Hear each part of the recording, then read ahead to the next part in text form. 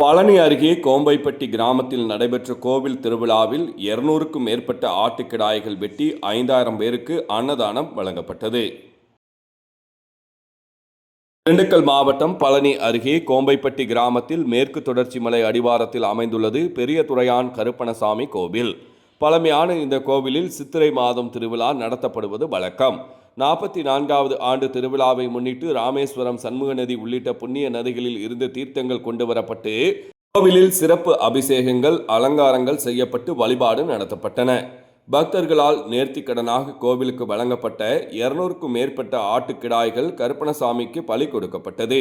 அதற்காக 50க்கும் மேற்பட்ட சமையல் கலைஞர்களை கொண்டு பெரிய அளவில் பாத்திரங்களை பயன்படுத்தி அசைவ உணவுகள் தயார் செய்யப்பட்டு 5000 பக்தர்களுக்கு மேல் அன்னதானம் வழங்கப்பட்டது. திருவிழாவில் கணக்கன்பட்டி, ஆயக்குடி, அமரப்பூண்டி உள்ளிட்ட 20க்கும் மேற்பட்ட கிராமங்களில் இருந்து பக்தர்கள் ஏராளமானோர் கலந்து கொண்டு சாமி தரிசனம் செய்தனர்.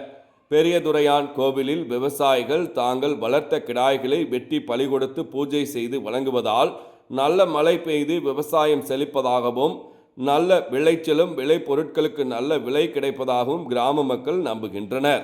செவ்வாய்க்கிழமை மாலை 5 மணி அளவில் கிடைக்கப்பெற்ற தகவல்.